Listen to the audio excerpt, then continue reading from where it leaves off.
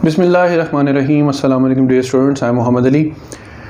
Students, आज हम MDCAT का टॉपिक नंबर 9 और बुक का चैप्टर नंबर 12 जो है उसको स्टार्ट करेंगे। इसमें एमडी कैट के सिलेबस में आपके पास कूलम्स लॉ है, इलेक्ट्रिक फील्ड, इलेक्ट्रिक पोटेंशियल और कैपेसिटर से रिलेटेड कॉन्सेप्ट जो है वो हमने अंडरस्टैंड करना है। तो समहाउ हम इन चंद फिज़िकल क्वांटिटीज़ को यूज़ करते हुए पूरे चैप्टर का एक एनालिसिस करेंगे। तो बहुत बेसिक चीज़ों से स्टार्ट करेंगे। मैं कूलम्स लॉ का बेसिक आज का जो लेक्चर है इसका टाइटल कूलम्स लॉ है। कूलम्स लॉ से रिलेटेड प्रॉब्लम्स, वो प्रॉब्लम्स भी जो मार्केट में अक्सर बुक्स में गर्दिश करते हैं और वो भी जो स्कोप ऑफ एमडी कैट के हवाले से इंपॉर्टेंट है। फॉर एग्जांपल अगर एमडी कैट का स्कोप देखें तो last year simple electric potential से रिलेटेड क्वेश्चन आया है जो V इज इक्वल टू के क्यू ओवर आर से सॉल्व होता है। ठीक है, तो हमें हर तरह से अपने आप को इक्विप करना है, इजी और डिफ़िकल्ट व्हाटएवर। तो स्टार्ट करते हैं। आप इस पूरी स्लाइड का एक दफ़ा स्क्रीनशॉट भी ले सकते हैं। तो मैं जो भी यहाँ पर स्लाइड नेक्स्ट प्रेजेंट करूँगा आपने इसी तरह उसका स्क्रीनशॉट लेके अपने पास सेव रख लेना है। तो स्टूडेंट्स, इलेक्ट्रोस्टैटिक्स क्या होता है? You know better that it is the branch of physics which deals with the study of charges at rest. Then we categorise matter.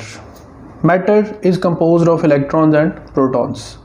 Proton जो होता है ये न्यूक्लियस में फिक्स होता है, ये ट्रांसफरेबल नहीं होता, जबकि इलेक्ट्रॉन जो है वो ट्रांसफरेबल होता है। दोनों पर चार्ज एक जितना होता है जिसे हम ई से डिनोट करते हैं। अगर इलेक्ट्रॉन होगा तो -1.6 10 - 19 और अगर वो प्रोटॉन होगा तो +1.6 10 - 19 कूलम ये जो है इस पर चार्ज होगा। देन चार्ज पे आ जाए। नेचर में जो चार्ज है उसके बारे में दो प्रॉपर्टीज आपने याद रखनी है। नंबर 1 कि charge should be conserved. Number 2 charge should be quantized. Conservation का मतलब है कि इस यूनिवर्स में जितना पॉजिटिव चार्ज है उतना ही नेगेटिव चार्ज है, so net charge on the universe is 0। दूसरी कंजर्वेशन ये भी है कि charge can not be created, can never be destroyed. ना आप नया चार्ज क्रिएट कर सकते हैं। क्रिएट करने का मतलब ये है कि ऐसा नहीं हो सकता कि आप कहें जी मैंने चार्ज क्रिएट कर दिया और अब यूनिवर्स पे +1 चार्ज है या -1 चार्ज है। आप जो चार्ज क्रिएट करेंगे जैसा कि क्रिएट होता है पेयर प्रोडक्शन में, लेकिन उसमें भी तो पॉजिटिव और नेगेटिव पार्टिकल और एंटी पार्टिकल दोनों क्रिएट होते हैं। सो चार्ज रिमेन्स कंजर्व्ड। क्वांटाइजेशन क्या है? क्वांटाइजेशन ये है बच्चों कि इलेक्ट्रॉन ट्रांसफरेबल है और electron carrier of negative charge है। सो अगर कोई बॉडी है तो वो या पूरे का पूरा इलेक्ट्रॉन लूज करेगी या वो पूरे का पूरा इलेक्ट्रॉन गेन करेगी। सो हम कह सकते हैं कि किसी भी बॉडी पे कितना चार्ज क्यों आएगा डिपेंड करता है उसने कितने इलेक्ट्रॉन्स, एन कितने इलेक्ट्रॉन्स को, नंबर ऑफ इलेक्ट्रॉन्स को शो कर रहा है और ई चार्ज ऑन इलेक्ट्रॉन है। अब इसमें मोस्ट प्रोबेबली जो नंबर्स यूज होते हैं 10⁻6, 10⁻9, 10⁻12।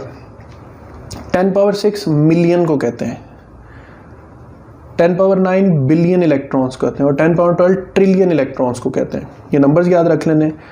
तो फिर इलेक्ट्रॉन अगर किसी बॉडी ने गेन किए हैं स्टूडेंट्स तो उसके ऊपर चार्ज कितना आएगा? -Ne।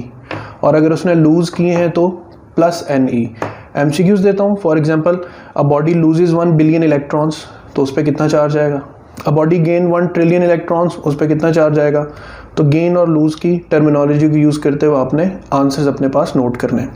फिर चार्जेस की एक बहुत बेसिक प्रॉपर्टी कि चार्जेस सिमिलर हों तो रिपेल करते हैं, ऑपोजिट हों तो अट्रैक्ट करते हैं। ये जो अट्रैक्शन और रिपल्शन है ये है फोर्स, और इसी फोर्स के जो हम मैग्नीट्यूड के लिए पूरा टॉपिक पढ़ेंगे कूलम्स लॉ।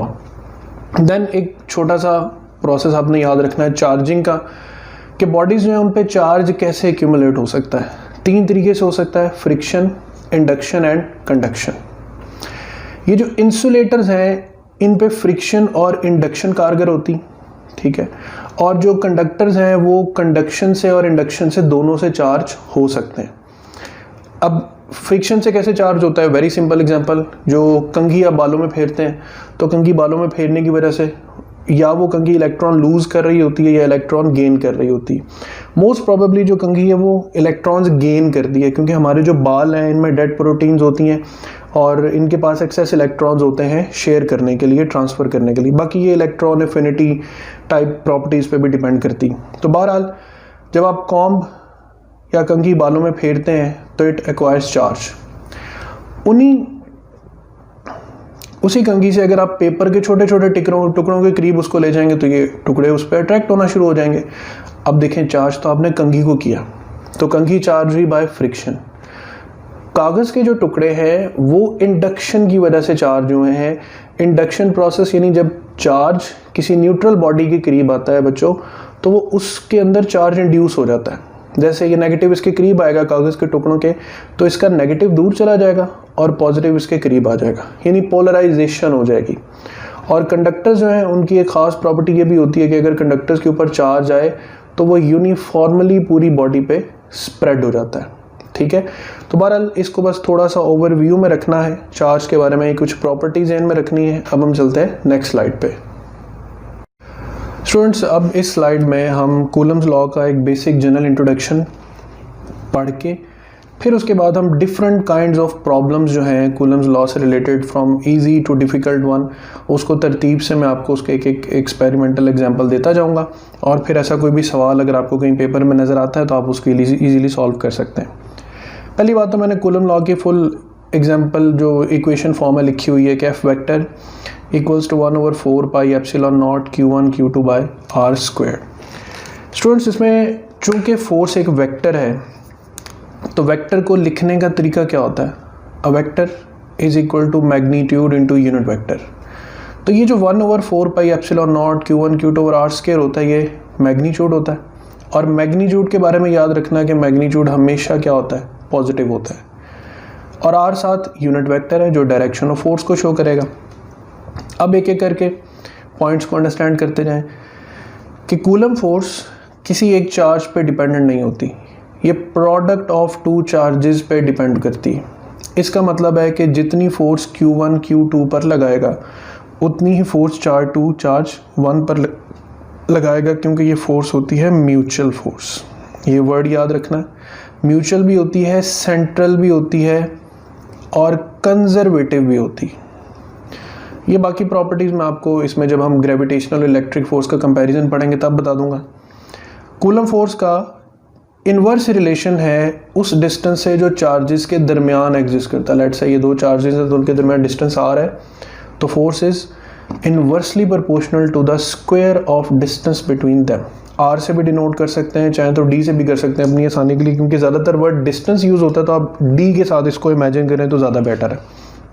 अब स्टूडेंट्स, ग्राफ्स पे आ जाए तो अगर हम सिर्फ एफ और सिंपल आर का ग्राफ बनाएं तो ये शेप याद रखनी है बस आपने, इसमें कोई पॉइंट नहीं आएंगे आपको मैयर करने के लिए। अ शेप यानी ये दोनों तरफ से एफ के भी करीब होगा और आर के भी करीब होगा, ये इन्वर्स स्क्वायर को शो करता है। और अगर हम एफ और 1/r स्क्वायर के दरमियान ग्राफ बनाएंगे तो it will be a straight line, क्योंकि F is directly proportional to 1/r squared. Students, इसी तरह जो ग्रेविटेशनल फोर्स है वो भी इन्वर्स स्क्वायर लॉ ओबे करती है, और इंटेंसिटी ऑफ लाइट भी जो है या इंटेंसिटी ऑफ इलेक्ट्रोमैग्नेटिक रेडिएशन भी जो है वो भी इन्वर्स स्क्वायर लॉ ओबे करती है। तो ये बातें याद रखनी है, इलेक्ट्रिक फोर्स भी करती है, ग्रेविटेशनल भी और इंटेंसिटी ऑफ लाइट भी। अब इसमें ये जो कांस्टेंट है 1/4 पाई एप्सिलॉन नॉट, इसे कैसे डिनोट करते हैं? K से। 9 × 10⁹, यूनिट गौर से याद रखना है, न्यूटन मीटर स्क्वायर पर कूलम स्क्वायर। K की वैल्यू 1/4 पाई एप्सिलॉन नॉट है, इसमें एप्सिलॉन नॉट मीडियम फैक्टर है। ये परमिटिविटी ऑफ फ्री स्पेस है, 8.85 10⁻⁻12। इसी यूनिट को उल्टा के लिख देना है coulomb square over newton metre square. तो परमिटिविटी ऑफ फ्री स्पेस की वैल्यू है और यूनिट भी है। जो होती है रिलेटिव परमिटिविटी, वो basically permittivity of medium to the permittivity of free space की रेशो होती। ये रेशो अपने पास नोट कर लेनी है, या पूरा इसका आप स्क्रीनशॉट ले सकते हैं, और इसका कोई यूनिट नहीं होता। ठीक है, फिर K के बारे में दो बातें जो MCQs में पूछी जाती हैं। K की वैल्यू दो चीज़ों पर डिपेंडेंट होती है, एक ये डिपेंड करती है सिस्टम ऑफ यूनिट्स पर, दो ये डिपेंड करती है मीडियम पर। ये मीडियम फैक्टर R है, ठीक है, यानी यहीं पर एप्सिलॉन R भी आ जाएगा अगर कोई मीडियम आ जाएगा दोनों चार्जेस के दरमियान। सो मीडियम इफेक्ट करेगा फोर्स को, और कैसे करेगा? इनवर्सली रिलेटेड से। सो लेट F0 हमारे पास मैक्सिमम फोर्स है। तो स्टूडेंट्स, जब कोई मीडियम आएगा तो ये maximum force epsilon R times reduce हो जाएगी। जैसे वाटर की रिलेटिव परमिटिविटी ऑलमोस्ट 78 है, तो दो चार्जेस के दरमियान जो फोर्स है वो पानी की मौजूदगी में 78 टाइम्स क्या हो जाएगी, कम हो जाएगी। और अगर आपको रिड्यूस्ड फोर्स दी हुई है और रिलेटिव परमिटिविटी ऑफ मीडियम दी हुई है और कहा कि मैक्सिमम फोर्स फाइंड करें, तो फिर सिंपल इसी फार्मूला से आप ये रिलेशन बिल्ड कर सकते हैं। तो यहाँ पे मेरी बात गौर से सुननी है, चीज़ों को कॉम्प्लेक्स नहीं करते, चीज़ों को हमेशा सिंपल करने की कोशिश करते हैं। तो पहले सिंपल चीज़ों को, आइडियाज़ को अपने माइंड में रखें, फिर आहिस्ता आहिस्ता कॉम्प्लेक्स चीज़ें खुद ब खुद क्लियर होना शुरू हो जाती। फिर अब आ जाते हैं वेक्टर फॉर्म पर। तो स्टूडेंट्स ये दो पॉजिटिव चार्जेस फॉर एग्जांपल पढ़ें, अब दोनों रिपेल करेंगे, तो Q1 Q2 को रिपेल करेगा, तो how I will write the force. Q1 Q2 पे फोर्स लगा रहा है, तो I will write force on 2 due to 1, यानी F21 को कैसे पढ़ा जाएगा, force on 2 due to 1। Similarly force on 1 due to 2। अब वेक्टर फॉर्म क्या होती है, वेक्टर मैग्नीट्यूड यूनिट वेक्टर, तो F21 मैग्नीट्यूड सेम रहेगा, डायरेक्शन 2 1 हो जाएगी। F12 मैग्नीट्यूड सेम रहेगा, डायरेक्शन 1 2 हो जाएगी। सो दोनों के यूनिट वेक्टर्स बता रहे हैं कि इसकी डायरेक्शन और इसकी डायरेक्शन दोनों एक दूसरे से ऑपोजिट हैं, बट मैग्नीट्यूड तो ये बता रहा है कि दोनों के आंसर्स तो सेम आएंगे, तो सिर्फ डायरेक्शन का फर्क है। बट मैग्नीट्यूड में K Q1 Q2 और R², K Q1 Q2 और R² दोनों सेम है। तो इसका मतलब ये होगा कि स्टूडेंट्स जितना चार्ज 1 2 पे फोर्स लगा रहा है, उतनी ही चार्ज 2 1 पे फोर्स लगा रहा है, सच दैट अगर हम कहें कि एक चार्ज 6 माइक्रोकूलम और एक 10 माइक्रोकूलम है, तो आप अपने माइंड से ये कन्फ्यूजन निकाल दें कि 10 माइक्रोकूलम वाला ग्रेटर फोर्स लगा रहा है। No, the force depends upon the magnitude of the product of charges.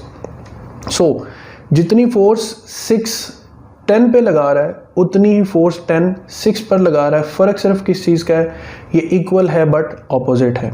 So remember the electric force ratio या coulomb force ratio between two charges is always 1:1। Same यही case सन और अर्थ के case में भी है, ठीक है, क्योंकि ये भी म्यूचुअल फोर्सेस हैं। ग्रेविटेशनल लॉ पढ़ें तो G m1 m2 over r², तो ये भी तो मैग्नीट्यूड है और दोनों पे प्रोडक्ट पे डिपेंड करता है। ये बात होगी यहाँ तक, ये भी MCQ इन्फॉर्मेशन है, ये MCQ से रिलेटेड फार्मूला है। मीडियम इफेक्ट वगैरह ग्राफ्स ये भी MCQ से रिलेटेड हैं। फिर सिंपल एग्जांपल्स की तरफ आते हैं, यानी जिनसे बहुत ज़्यादा चांसेस होते हैं। मैं साथ साथ ये भी बताता जाऊँ कि जो सिंपल इन्फॉर्मेशन होती है जो FSC के स्कोप से होगी स्टूडेंट्स, वो ज़्यादा अहम है बनिस्बत इसके कि आप बहुत ज़्यादा कॉम्प्लेक्स प्रॉब्लम्स को देखते जाएँ। तो जो इम्पोर्टेंट होगा मैं वो भी बताता रहूँगा, जो नहीं इम्पोर्टेंट होगा बट आपको थोड़ी तसल्ली भी हो कि हमने कुछ पढ़ा है, मैं साथ साथ वो भी बताता रहूँगा। तो for example F = K Q1 Q2 और R² है। अगर दोनों चार्जेस एक जैसे हैं तो आप Q1 Q2 की बजाय Q² भी लिख सकते हैं।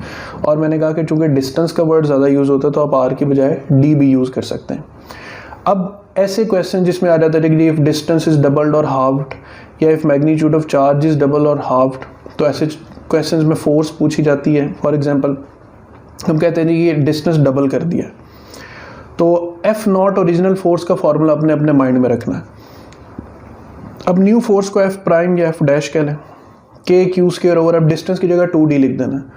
अब 2 का स्क्वायर 4 हो जाएगा, बाकी formula K Q² over D² ऐसे लिखा जाएगा। अब K Q² ओवर D², ये तो होता है F0, तो नई फोर्स जो है वो कितने टाइम्स कम हो जाएगी, 4 टाइम्स कम हो जाएगी। या अगर कहें कि चार्जेस का मैग्नीट्यूड डबल कर दिया गया है, तो यही F' का जो आंसर है वो आपके पास 4 टाइम्स ऑफ F0 आ जाएगा, यानी फोर्स पहले से 4 टाइम्स इंक्रीज कर जाएगी। तो ऐसा बच्चों कोई भी सवाल आएगा तो आपने एट द स्पॉट उसको सॉल्व करना है, सॉल्व करके आंसर करें, क्योंकि जब आप सॉल्व करने की एबिलिटी रखते हैं तो फिर मेंटल एक्सरसाइज मत करें, फिर फिजिकल भी साथ एक्सरसाइज करें ताकि पैक्ट आंसर आपके सामने जो है वो लिखा हुआ। अब यहाँ तक हो गया बेसिक इंट्रोडक्शन कूलम्स लॉ। अब हम कूलम्स लॉ से रिलेटेड फर्दर प्रॉब्लम्स पे चलते हैं। स्टूडेंट्स इसी तरह अब हम थोड़ा सा ड्रिल पे आते हैं MCQs की। तो बहुत सिंपल MCQ से स्टार्ट करते हैं, फिर साथ साथ मैं ट्रिक्स भी बताता जाऊँगा। फॉर एग्जाम्पल आपके पास सामने एक रेक्टेंगल बना हुआ है, 4 कॉर्नर्स हैं ABCD और चारों कॉर्नर्स पे चार्जेस प्लेस्ड हैं। आपसे अगर पूछा जाएगा कि किन 2 पॉइंट्स के दरमियान फोर्स मिनिमम है, तो मिनिमम फोर्स के लिए students magnitude of charges minimum और डिस्टेंस मैक्सिमम होना चाहिए। अब मिनिमम चार्जेस 2 कूलम और 2 कूलम है और अलोंग द डायगोनल डिस्टेंस भी सबसे ज़्यादा है, तो वेरी सिंपल, जो पॉइंट ए और सी हैं उनके दरमियान हमारे पास जो फोर्स है वो मिनिमम आ जाएगी। इस तरीके से डिस्टेंस को और चार्जेस को एवेल्यूएट करना है। फिर एक टाइप ऑफ प्रॉब्लम है कि आपके पास दो पॉजिटिव चार्ज हैं +2 एंड +6, ये एक दूसरे को रिपेल कर रहे हैं 4 न्यूटन से। ऐसे न्यूमेरिकल्स में मोस्ट प्रोबेबली डिस्टेंस नहीं दिया जाता। अब आपसे कहा जाता है कि इन दोनों चार्जेस को हमने मज़ीद -2 कूलम चार्ज दिया, इसको भी -2, इसको भी -2। अब इनके दरमियान फोर्स क्या हो जाएगी? तो आपने सिंपल इन नंबर्स को इन नंबर्स में ऐड कर देना है। अब 2 - 2 क्या हो जाएगा? 0। तो देखें एक चार्ज तो 0 हो गया। अब दूसरा चार्ज अगरचे 4 न्यूटन हो भी जाए या 4 कूलम हो भी जाए, तो प्रोडक्ट ऑफ 2 चार्जेस की वजह से जो फोर्स है वो क्या हो जाएगी? 0 हो जाएगी। तो एक ये थोड़ा सा कॉमन सेंस ज़हन में रखनी।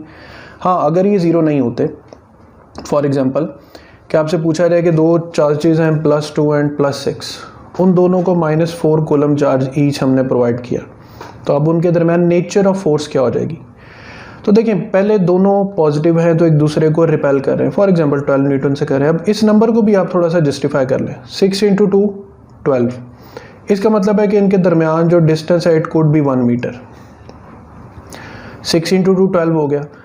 अब 2 को -4 देंगे तो ये -2 हो जाएगा, 6 में से 4 निकालेंगे तो +2 हो जाएगा। अब दोनों चार्जेस -4 कूलम हासिल करने के बाद ऑपोजिट हो गए, तो इनके दरमियान फोर्स अट्रैक्टिव हो जाएगी और 2 × 2 किस मैग्नीट्यूड में आ जाएगी? 4 न्यूटन मैग्नीट्यूड में। एक ये टाइप ऑफ प्रॉब्लम हो गया। अब एक बड़ा ज़बरदस्त टाइप ऑफ प्रॉब्लम है, अक्सर कहा जाता है या बुक्स में दिया होता है क्वेश्चन के दो चार्ज ऑब्जेक्ट्स हैं, उनको हमने आपस में टच किया या उनको किसी वायर से कनेक्ट कर दिया। दोनों बातें हो सकती हैं कि ये एक चार्ज स्फीयर है, ये एक चार्ज स्फीयर है, इसके ऊपर चार्ज Q1 है, इसके ऊपर चार्ज Q2 है। अगर स्टूडेंट्स हम इन दोनों को किसी एक मेटेलिक वायर से कनेक्ट कर देंगे तो ये दोनों अपना आपस में चार्ज शेयर करेंगे, तो फिर हमें कैसे चार्ज का एवरेज लेना पड़ेगा? तो मैंने यहाँ पर प्रोसेस लिखा है और उसके साथ रिलेटेड एक प्रॉब्लम भी सॉल्व किया हुआ है कि अगर दो चार्जेस ये चार्ज ऑब्जेक्ट्स को आपस में टच किया जाए, अगर तो वो चार्जेस सिमिलर हैं तो दोनों पर जो नया चार्ज आएगा स्टूडेंट्स वो होगा Q1 + Q2 / 2। मिसाल के तौर पे इन दोनों स्फीयर्स पे एक में भी ऊपर चार्ज है 3 कूलम, अभी वायर नहीं लगी हुई, एक के ऊपर है 6 कूलम, ठीक है। अब अगर हम इनको वायर से कनेक्ट करते हैं तो इनके ऊपर, दोनों के ऊपर अब नया क्या चार्ज आ जाएगा? तो Q न्यू, एन यहाँ पे न्यू को रिप्रेजेंट कर रहा है, Q1 + Q2 / 2, आंसर आएगा 4.5 कूलम। यहाँ तक इस तरह के आप कोशिश करें कि 4-5 वैल्यूज़ इमेजिन करके इसको अच्छी तरह प्रैक्टिस करें और अपने रिफ्लेक्सेस में लाएं। अब एक बड़ी मज़े की बात देखें, जब ये 6 और 3 कूलम थे तो हम अगर ये वाला रूल यूज़ करें F is proportional to Q1 and Q2, let the distance remain same, तो 6 × 3 यानी वायर से कनेक्ट करने से पहले 6 × 3 कितना मैग्नीट्यूड बन रहा था फोर्स का? 18 न्यूटन। फिर हमने कनेक्ट किया वायर से, दोनों चार्जेस पे अब चार्ज, दोनों स्फीयर्स पे अब चार्ज आ गया है 4.5। तो वायर कनेक्ट करने से पहले 3 और 6 था, वायर कनेक्ट करने के बाद चार्ज का मीन लिया तो 4.5 और 4.5। अब जब हम 4.5 मल्टीप्लाई बाय 4.5 करते हैं स्टूडेंट्स तो 20.2 न्यूटन आता है। इट मीन्स कि अगर दो सिमिलर चार्जेस होंगे और उनका एवरेज लिया जाएगा तो जो उन पर न्यू चार्ज आएगा उसकी वजह से जो फोर्स का मैग्नीट्यूड है वो भी पहले से इंक्रीज कर जाएगा। बात को तवज्जो से सुनना है। जब ओरिजिनल चार्जेस थे तो फोर्स 18 न्यूटन बनी, जब इनको टच किया तो उन पे न्यू चार्ज ये आया। अब दोनों पे एक जैसा चार्ज और दोनों का प्रोडक्ट लिया तो 20.2 के राउंड अबाउट आंसर आ रहा है। तो अगर चार्जेस सिमिलर हों, उन्हें वायर से कनेक्ट किया जाए, उन पर जो नया चार्ज आएगा उसकी वजह से जो फोर्स होगी न्यू वो उनके दरमियान पहले से ज़्यादा इंक्रीज कर जाएगी। ये इसका मैथमेटिकल रिजल्ट हो गया। अगर दोनों चार्जेस ऑपोजिट हैं, लेट्स से एक 6 कूलम और एक -3 कूलम है, तो 6 कूलम और -3 कूलम, इसके लिए आपने Q1 - Q2 / 2 यूज़ करना है। तो दोनों चार्जेस पे पहले 6 3 let's say 18 Newton attractive force है। अब जब हम इनका मीन लेंगे तो 6 - 3 डिवाइडेड बाय 2, अब दोनों पे 1.5 and it could be the similar charge, क्योंकि अब इसके साथ नेगेटिव साइन तो नहीं आ रहा, ठीक है। तो अब क्या हो रहा है कि 1.5 जो है स्टूडेंट, दोनों पर 1.5 और 1.5 कूलम चार्ज आ गए। अब इसको आपस में मल्टीप्लाई करते हैं तो 2.25, जो पहले से कहीं ज़्यादा कम आंसर है। तो अगर चार्जेस ऑपोजिट हों तो नई फोर्स पहले से कम हो जाएगी, और अगर चार्जेस सिमिलर हों तो न्यू फोर्स पहले से ज़्यादा हो जाएगी। ये जो पोर्शन मैंने आपको यहाँ पर समझाया है, जब तक आप खुद अपने हाथों से इसे 2-3 मरतबा प्रैक्टिस नहीं कर लेंगे, आपको इससे बिल्कुल तसल्ली नहीं होगी। Practice it again and again.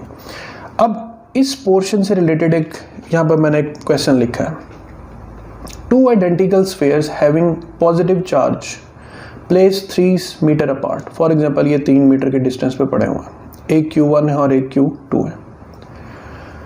Have 8 × 10⁻³ newton force between them. इन दोनों के दरमियान जो करंटली फोर्स है वो 8 × 10⁻³ न्यूटन है। नाउ दे आर टच्ड, ठीक है, उनको टच किया गया एंड लेट्स से टच करके दोबारा उनके उसी डिस्टेंस पे प्लेस कर दिया गया जो पहले डिस्टेंस था। कहते हैं टच करने के बाद उनके दरमियान जो फोर्स है अब वो 9 × 10⁻³ न्यूटन है। What are the magnitude of the 2 charges. अब बड़ा ट्रिकी भी है और बहुत ईजी भी है, तवज्जो पूरी इधर रखनी। कहना उसका ये है कि ये जो Q1 और Q2 हैं, इनकी वैल्यूज़ क्या हैं, कि अगर टच नहीं किया था जब तक तो इनके दरमियान फोर्स थी 8 × 10⁻³ मैं -3 को स्किप कर रहा हूँ, मैं 8 लिख रहा हूँ यहाँ पर, ठीक है। अब देखें उसने कहा कि 5 बताएं कि चार्जेस का मैग्नीट्यूड क्या है। तो स्टूडेंट्स देखें Q1 और Q2 इनका प्रोडक्ट टच करने से पहले है 8 न्यूटन। अब जब इनको टच करेंगे तो ऑब्वियसली इन पे ये वाला फॉर्मूला लगेगा, और उसके बाद जो चार्ज इन पर आएगा उसकी वजह से फोर्स कितनी हो जाएगी 9 × 10⁻³ तो इसमें से 9 का डिजिट पिक कर लें। वैसे अगर आप इसका बुक्स में प्रॉब्लम इसका सोल्यूशन ढूंढेंगे तो ये एक बड़ा लेंथी सोल्यूशन है, पूरा सॉल्व किया जाता है। मैं आपको बड़ा छोटा सा ट्रिक बता रहा हूँ। देखें चार्जेस लेट से Q1 Q2 हैं, अब उन्हें मल्टीप्लाई करने से 8 आना चाहिए। तो Q1 और Q2 में 2 पॉसिबिलिटीज़ हैं, या 4 × 2 8 होता है, या 8 × 1 8 होता है। यहाँ तक क्लियर होगी बात।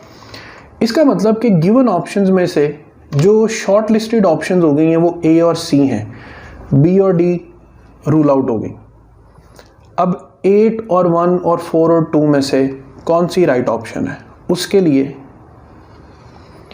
देखिए जब हम इसको टच कर देंगे तो टच करने के बाद जो चार्ज है Q1 + Q2 डिवाइडेड बाय 2 हो जाएगा, और Q1 × Q2 का मतलब है कि यहाँ पे स्केयर आएगा। अब ये स्केयर 9 के इक्वल आना चाहिए, यानी नए चार्जेस की वजह से फोर्स कितनी होनी चाहिए 9। अब आपने ये दोनों पेयर्स यहाँ पे ट्राई करने हैं, 8 और 1, यानी 8 + 1 डिवाइडेड बाय 2, ठीक है, इसका स्केयर लें तो 8 + 1 9, 9 डिवाइडेड बाय 2 4.5 का स्केयर, ये वैल्यू लिखी हुई है 20.2 न्यूटन, तो ये तो रॉन्ग आंसर है। ये पेयर ट्राई करें, 4 + 2 divided by 2 square, 4 + 2 6, 6 divided by 2 3, और 3 का स्केयर 9। इसका मतलब है कि 4 और 2 कूलम चार्जेस या माइक्रो कूलम चार्जेस जो हैं ये हमारे पास करेक्ट ऑप्शन है। तो ये थोड़ा सा ट्रिकी है स्टूडेंट्स, यही मेथड आपने बार बार यूज़ करना है। सिमिलर चार्जेस हो तो यहाँ पे प्लस यूज़ कर लें, ऑपोजिट चार्जेस तो यहाँ पे माइनस यूज़ करें। जो पहली फोर्स दी है उसके पेयर्स बना लें कि कौन से पेयर के साथ ये आंसर आ सकता है। 8 है तो 4 × 2 भी हो सकता है, 8 × 1 भी हो सकता है, बाकी ऑप्शंस रूल आउट हो जाएंगी। अब इसके ऊपर आफ्टर टचिंग वाला फार्मूला यूज़ करें, ठीक है। अच्छा मैंने यहाँ पे स्केयर क्यों लिखा है बेटा, देखें जब इनको टच किया जाएगा तो इस पर भी चार्ज आ जाएगा Q1 + Q2 डिवाइडेड बाय 2, और इसके ऊपर भी Q1 + Q2 डिवाइडेड बाय 2 आ जाएगा। तो अब दोनों को मल्टीप्लाई करेंगे तो Q1 + Q2 डिवाइडेड बाय 2 का स्केयर लिया जाएगा। तो ये हो गई कुछ प्रॉब्लम्स। अब नेक्स्ट आगे कुछ प्रॉब्लम्स पे चलते हैं स्टूडेंट्स। अब कूलम्स लॉ के रिलेटेड प्रॉब्लम्स में नस्ट या नम्स जैसे जो इदारे हैं उनमें क्वेश्चंस कुछ आ चुके हैं स्टेबल और अनस्टेबल इक्विलिब्रियम से रिलेटेड। क्वेश्चन बहुत इजी है अगर आप एक छोटी सी टर्मिनोलॉजी समझ लें। क्वेश्चन का मैं थीम बाद में समझाता हूँ, पहले हम स्टेबल और अनस्टेबल इक्विलिब्रियम को समझ लें। स्टूडेंट, स्टेबल और अनस्टेबल इक्विलिब्रियम ये होता है कि ये एक ऑब्जेक्ट पड़ा, अगर मैं इसको अपलिफ्ट करता हूँ और छोड़ दूँ और छोड़ने पर ये अपनी ओरिजिनल प्लेस पे वापस चला जाए या उसकी तरफ चला जाए तो इसको हम नाम देंगे स्टेबल इक्विलिब्रियम का। क्लियर? ऑब्जेक्ट को डिस्प्लेस करूं, छोड़ दूं, अगर वो इक्विलिब्रियम पोजीशन पे वापस चला गया है तो ये स्टेबल इक्विलिब्रियम है। ये ऑब्जेक्ट पड़ा हुआ है।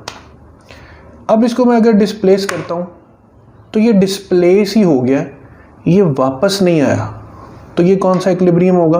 अनस्टेबल। अब मैं आपको दोनों अलग अलग केसेस की इलस्ट्रेशन दे दूंगा और आपने बाद में इनको एज इट इज़ थोड़ा सा मेहनत करके याद कर लेना। फर्ज करें हमारे पास दो पॉजिटिव चार्जेस पड़े हुए हैं और उनके दरमियान बिल्कुल मिड में हमने एक पॉजिटिव क्यू चार्ज प्लेस किया। सवाल यूँ आएगा कि a positive charge Q is placed right in between two positive charges and it is now displaced along the line joining the two charges towards one of the charges। Urdu में कर लेते हैं, अंग्रेजी नहीं समझ आई तो, कि दो ऑपोजिट चार्जेस हैं, दो सिमिलर चार्जेस हैं, उनके बिल्कुल दरमियान में हमने एक पॉजिटिव चार्ज रखा और उसको किसी एक डायरेक्शन में डिस्प्लेस किया। तो बताएं ये कौन सा इक्विलिब्रियम है? मैंने ऊपर केस पहले से मेंशन किया हुआ कि मैं आपको यहाँ पर स्टेबल केसेस और यहाँ पर अनस्टेबल के केसेस समझाऊंगा। अब देखें, जब ये चार्ज यहाँ पे प्लेस्ड है, दोनों तरफ से इसका रिपल्शन ही मिल रही है, यहाँ से भी ये रिपेल हो रहा है, यहाँ से भी रिपेल हो रहा है और दोनों का डिस्टेंस भी सेम है। ठीक है, अब क्या है कि इस चार्ज को पकड़ के जब हम लेट से राइट साइड की तरफ डिस्प्लेस करते हैं तो स्टूडेंट्स ये डिस्टेंस कम होना शुरू हो जाएगा और ये रिपल्सिव फोर्स बढ़नी शुरू हो जाएगी। यानी जैसे इस चार्ज को डिस्प्लेस करके हम यहाँ पर लाएंगे, ये रिपल्सिव फोर्स बढ़ चुकी होगी, ये इसको रिपेल करेगी वापस अपनी और इक्विलिब्रियम पोजीशन की तरफ, तो it will return back towards it's equilibrium position. Again positive charge था, इसको डिस्प्लेस किया, रिपल्शन बढ़ने की वजह से ये वापस अपनी ओरिजिनल पोजीशन पर आ गया, तो ये केस कौन सा कहलाएगा? Stable equilibrium. सिमिलरली एक नेगेटिव चार्ज हमने दो पॉजिटिव चार्जेस के दरमियान प्लेस किया, ये तो हमने मूव किया ना अलोंग द लाइन।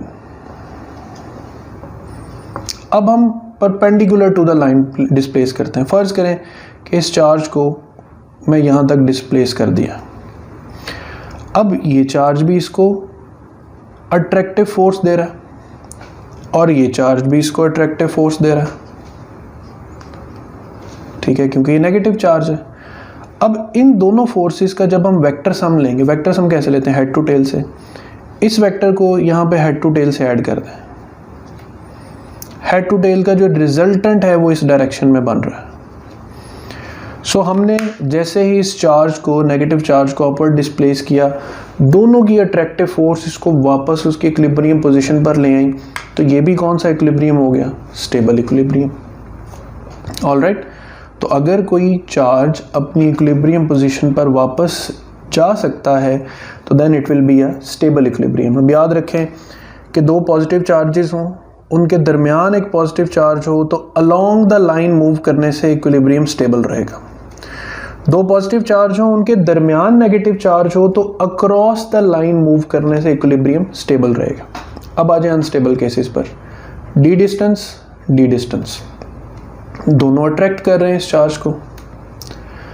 अब अगर इसको हम किसी एक सिम्त में डिस्प्लेस करते हैं तो इस तरफ अट्रैक्शन बढ़ जाएगी और इसकी अट्रैक्शन कम हो जाएगी, तो ये तो इसको वैसे ही खींच लेगा अपनी तरफ, वापस नहीं जाने देगा इक्विलिब्रियम की तरफ। तो लिहाजा ये कौन सा इक्विलिब्रियम कहलाएगा? Unstable equilibrium. सिमिलरली दो पॉजिटिव चार्जेस के दरमियान एक पॉजिटिव चार्ज, और इसको हम अगर अक्रॉस द लाइन डिस्प्लेस करते हैं तो ये भी कह रहा है कि दफ़ा दूर हो जाओ और ये भी कह रहा है कि तुम यहाँ से निकल जाओ, हमें नहीं चाहिए तुम। तो अब देखें इस रिजल्टेंट के मुकाबले नतीजे में जो रिजल्टेंट फोर्स है वो वैसे ही अवे फ्रॉम द लाइन लग रही, ये वापस नहीं आएगा, लिहाजा ये भी इक्विलिब्रियम क्या कहलाएगा, अनस्टेबल इक्विलिब्रियम। तो स्टूडेंट्स बहुत आसान टर्मिनोलॉजी है, मैंने आपको डायग्राम्स बना दी हैं, आप अनस्टेबल और स्टेबल केसेस के मुताबिक इसका स्क्रीनशॉट लें और इसको बस 2 से 3 बार प्रैक्टिस कर लें। अब आगे मज़ीद प्रॉब्लम्स की तरफ चलते हैं। स्टूडेंट्स फिर इसी तरह कूलम लॉ से रिलेटेड एक प्रॉब्लम आता है कि फॉर एग्जांपल दो एक जैसे चार्जेस पड़े हुए हैं एक ही लाइन में। पूछा जाता है कि एक चार्ज क्यू हम इनके दरमियान किस जगह पर प्लेस करें सच दैट के इस चार्ज पर लगने वाली जो फोर्स है वो क्या हो जाए, 0 हो जाए। तो स्टूडेंट्स हमने वो पॉइंट, उसका डिस्टेंस फाइंड करना है कि जहाँ पर जो टोटल फोर्स, नेट फोर्स है एक चार्ज क्यू पर, दोनों की वजह से 0 हो जाए। बहुत सिंपल हिंट है इसका। देखें दोनों चार्जेस सेम नेचर के शो किए, दोनों पॉजिटिव हैं। सिमिलर चार्जेस एक दूसरे को रिपेल करते हैं, इसका मतलब है कि इन दोनों के दरमियान कोई ऐसी जगह होगी जहाँ पे फील्ड 0 हो जाएगी। जहाँ फील्ड 0 हो जाएगी वहाँ पे फोर्स भी 0 हो जाएगी। दूसरी बात, वो फील्ड जहाँ 0 होगी वो पॉइंट छोटे चार्ज के करीब होगा और बड़े चार्ज से दूर होगा। तो अब आप 2 बातें याद रखेंगे, अगर चार्ज सिमिलर हैं तो उनके दरमियान में कहीं क्यू को प्लेस करेंगे। नंबर 2, क्यू को प्लेस किसके करीब करेंगे, वो चार्ज जो स्मॉलर मैग्नीट्यूड का होगा। देन आप क्या करेंगे, छोटे चार्ज से इसका फासला x कंसीडर कर लें, तो जो रिमेनिंग डिस्टेंस है वो d माइनस x हो जाएगा, where d is the total distance between 2 charges q and 4q। अब इस पॉइंट पर इस चार्ज पे चूंकि कोई फोर्स लगनी नहीं है, इसका मतलब है कि F1 must be equal to F2। F1 क्या है, Q1 Q2, F2 क्या है, Q1 और Q2। तो आपने सेम कूलम लॉ का फॉर्मूला लिख देना कि Q1 Q2 ओवर, अब इसका डिस्टेंस x है तो x स्क्वायर, इसका डिस्टेंस d माइनस x है तो d minus x square, k q से k q कैंसिल हो जाएगा, 1 over x square 4 by D minus x square. Next step में क्या करना है, आपने इसका स्क्वायर रूट ले लेना, ये हो जाएगा 1 ओवर x और ये हो जाएगा 2 ओवर डी माइनस एक्स। उसके बाद क्रॉस मल्टीप्लाई करेंगे तो आपके पास ये सिचुएशन बनेगी। यहाँ से सिंप्लीफाई करते जाएं, आपके पास x का आंसर आ जाएगा। अब x का आंसर आ रहा है d/3। यहाँ पर अब न्यूमेरिकल प्रॉब्लम आए तो यहाँ पर d की वैल्यू भी मेंशन हो सकती है। फॉर एग्जांपल ये जो टोटल डिस्टेंस इनके दरमियान था वो 3 मीटर था, तो x का डिस्टेंस कितना होगा, x का डिस्टेंस 1 मीटर होगा। कहाँ से, छोटे चार्ज से इसका डिस्टेंस 1 मीटर है, तो बड़े चार्ज से इसका डिस्टेंस कितना हो जाएगा, 2 मीटर हो जाएगा। सिमिलरली अगर चार्जेस ऑपोजिट हैं स्टूडेंट्स, तो याद रखें ऑपोजिट चार्जेस के दरमियान फील्ड लाइंस पॉजिटिव से नेगेटिव तक जाती हैं। इट मीन्स ये फील्ड लाइंस कहीं भी 0 नहीं होगी। तो आप दरमियान में कहीं भी एक क्यू चार्ज को प्लेस करेंगे तो उस पर नेट फोर्स 0 नहीं होगी। अच्छा, अब ये चार्ज आपको प्लेस करना पड़ेगा away from the charges from one side. अच्छा, लेकिन फिर वही रूल कि अब आप इसे मिड में तो प्लेस नहीं करेंगे, लेकिन रखेंगे अभी भी किस चार्ज के करीब, स्मॉलर के करीब। तो 4q एक स्मॉलर चार्ज है, 25q एक ग्रेटर चार्ज है, ठीक है। अगेन ये टोटल डिस्टेंस d है, ये x है, तो इस पॉइंट से इस पॉइंट तक का फासला d माइनस की बजाय अब क्या हो जाएगा, d प्लस x हो जाएगा। तो वीडियो लेक्चर्स सुनने में थोड़ा सा तहम्मुल रखना पड़ता है। ये चीज़ें एक दफ़ा आपको समझ आ गई तो it's a life time process, फिर आप खुद भी किसी को समझा सकते हैं ऐसी चीज़ें। तो ये वो इक्विलिब्रियम पॉइंट है जहाँ पे F1 इक्वल्स टू F2 है। सेम उसी तरह k Q1 Q2 over R square, k Q1 Q2 over R square से यहाँ पे x is equal to 2/3d answer आ जाएगा। फिर न्यूमेरिकली वो तो d की कोई ना कोई वैल्यू आपको गिवन होगी। तो अब मैं आपको एक छोटा सा टास्क दे रहा हूँ कि एक चार्ज 9 और एक 16 है। अच्छा, तीनों एग्जाम्पल्स में एक बात कॉमन है, ऐसे चार्जेस का मैग्नीट्यूड गिवन है जिसका स्क्वायर रूट इजीली फाइंड हो सकता है। यहाँ पर भी स्क्वायर रूट अप्लाई होगा, देखें इजी सिंप्लीफाई हो गया, 9 का और 16 का दोनों के स्क्वायर रूट्स इजीली फाइंड हो जाते हैं। तो अब आपने खुद डिसाइड करना है कि आपने क्यू को प्लेस कहाँ करना है और उसके लिए एक्स की वैल्यू आपने फाइंड करनी है और मुझे फिर आपने कमेंट में इसका आंसर करना है। अब हम चलते हैं नेक्स्ट प्रॉब्लम्स पे। स्टूडेंट्स, अब एक प्रॉब्लम है जो अक्सर मार्केट बुक्स में गिवन होता है, but it's not very much important regarding MCAT, but फिर भी मैं आपको तरीक़ेकार समझा दूं ताकि आपके वैसे एकेडमी टेस्ट में कोई प्रॉब्लम आता हो तो आप उसे सॉल्व कर सकते हैं। क्वेश्चन है कि 3 point charges Q, small q, capital Q are placed at x = 0, x = d/2 and x = d। Find Q, यानी आपने Q की वैल्यू फाइंड करनी है in terms of Q such that all charges are in equilibrium. Equilibrium condition का मतलब होता है कि net force on all charges must be equal to 0। पहले सवाल को डिज़ाइन कर लें, तरतीब देखें, Q और Q 0, d/2 एंड d। तो सबसे पहले आप एक Q चार्ज प्लेस करते हैं, let's call it the origin x = 0। अब इससे d/2 डिस्टेंस पे जाके हमने वो चार्ज Q प्लेस किया, फिर 0 से d डिस्टेंस पे जाके हमने Q प्लेस किया। अब स्टूडेंट्स, हमें इस Q की वैल्यू फाइंड करनी है such that the whole system is in equilibrium. इसके लिए हम क्या सेट करते हैं, इसके लिए हम यूँ कर लेते हैं कि Q की वजह से इस Q पे कितनी फोर्स लग रही है और इस Q की वजह से इस पे जो फोर्स लग रही है उनका जो सम है वो 0 होना चाहिए सच that the system should be in equilibrium. तो Q, इस Q पे जो फोर्स लगाएगा उसे हम लिखेंगे force due to small q। ये Q इस चार्ज पे जो फोर्स लगाएगा उसको हम लिखेंगे ड्यू टू कैपिटल Q। उनको हम F1 और F2 कह के अब सॉल्व कर लेते हैं। तो सिंपल कूलम्स लॉ, F1 के Q और ये डिस्टेंस कितना है d/2, ये हो जाएगा 4k Q/d²। F2 फोर्स कि ये चार्ज इस चार्ज पे कितनी फोर्स लगा रहा है। अब गौर से देख रहे हैं, इन दोनों की वजह से हम इस पे फोर्स कैलकुलेट कर रहे हैं। एट दी एंड चूंकि हमें साबित करना है कि सिस्टम इक्विलिब्रियम में है तो हम दोनों फोर्सेस का सम किसके इक्वल कर देंगे, 0 के। कि ये भी इस पे चार्ज और ये चार्ज, दोनों की फोर्स इस पे मिलके क्या लग रही है, 0। अच्छा, यही काम आप दूसरी तरफ भी कर सकते हैं, ठीक है, लेकिन करना इन दो का इस पे कर लें या इन दो का इस पे कर लें, इस तरीके से। सेकंड फोर्स के Q1 Q2 Q² हो जाएगा और टोटल डिस्टेंस कितना है, d। अब ये F1 और ये F2, we know that for equilibrium F1 + F2 must be equal to 0। अब F1 क्या है, 4k Q/d², F2 क्या है, k Q² d²। अब इसमें से देखें k/d² कॉमन आएगा, दूसरी तरफ जाके 0 हो जाएगा। इक्वेशन बचेगी 4q + Q², इसमें से फिर Q कॉमन आएगा, उस तरफ जाएगा 0 हो जाएगा। इक्वेशन बचेगी 4q + Q = 0, ये Q उस तरफ जाके माइनस हो जाएगा, 4 डिवाइड हो जाएगा। तो देखें हमने टारगेट क्या सेट किया था, उसने क्या था, find Q in terms of Q। तो we have found Q in terms of Q।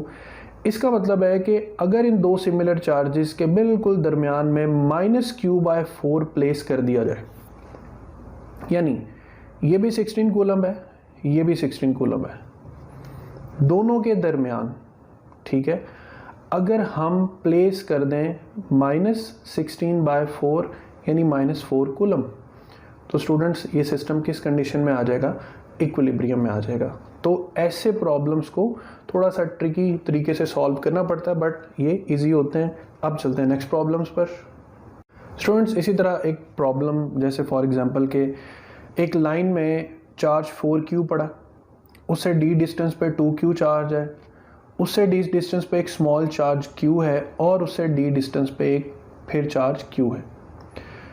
अब पूछा अगर ये जाए कि इस q पर टोटल कितनी फोर्स लग रही है और किस डायरेक्शन में लग रही है, तो इसके लिए कूलम्स लॉ को कैसे यूज़ करेंगे। देखिए, कूलम्स लॉ में एट ए टाइम सिर्फ 2 चार्ज इन्वॉल्व होते हैं। तो फ़र्ज़ करें कि 4q की वजह से q पे कितनी फोर्स है, 2q की वजह से कितनी फोर्स है और इस q की वजह से कितनी फोर्स है। 3 फोर्सेस आपको कैलकुलेट करनी पड़ेगी। तो F1 k Q1 Q2 यानी 4q × q डिवाइडेड बाय, अब 4q से q तक डिस्टेंस 2d बन रहा है, ये 2d हुआ, इसको सिंप्लीफाई किया तो सिंप्लीफाइड आंसर आया k Q/d²। इसको हमने F0 का नाम दे लिया। यहाँ तक क्लियर। F2 कि 2q की वजह से q पे कितनी फोर्स लग रही है, k Q1 Q2 ओवर इनके दरमियान डिस्टेंस d² है, तो ये सिंप्लीफाई होके 2F0 बनेगा। अच्छा, एक साथ और चीज़ मेंशन करते जाएं। Let it be the positive charge, ठीक है, तो 4Q से इसके ऊपर फोर्स किस तरफ लग रही है, टूवर्ड्स राइट। 2Q की वजह से भी इस पर फोर्स किस तरफ लग रही है, टूवर्ड्स राइट। अब आते हैं इसकी वजह से, इसकी फोर्स टूवर्ड्स राइट नहीं, इसकी फोर्स टूवर्ड्स लेफ्ट होगी और होगा simple KQ1 Q2 over are square. तो जैसे हमने KQ1 Q2 over are square का F0 का है तो ये भी F0 ही बन रहा है। अब 3 फोर्सेस आ गई, पहली फोर्स F0, दूसरी है 2F0, तीसरी है 3F0, तीनों को ऐड कर दें ताकि पता चले इस चार्ज पे कितनी टोटल फोर्स लग रही। F1 लिखेंगे F0, F2 को लिखेंगे 2F0 और F3 चूंकि opposite to the first 2 forces है तो उसका सिंबल माइनस लिखेंगे, माइनस इसलिए क्योंकि फोर्स एक वेक्टर क्वांटिटी है। तो these 2 options will be cancelled, तो F total will be 2F0 towards right. तो स्टूडेंट्स ये कूलम्स लॉ से रिलेटेड कुछ problem solving tricks and tips हैं, इनको अपने माइंड में रखें। इंशाल्लाह मैं मज़ीद क्वेश्चंस भी साथ आपको फॉर एन असाइनमेंट ऐड कर दूंगा। तो ये हमारा टॉपिक 9 का एक पूरा टॉपिक कूलम्स लॉ हो गया।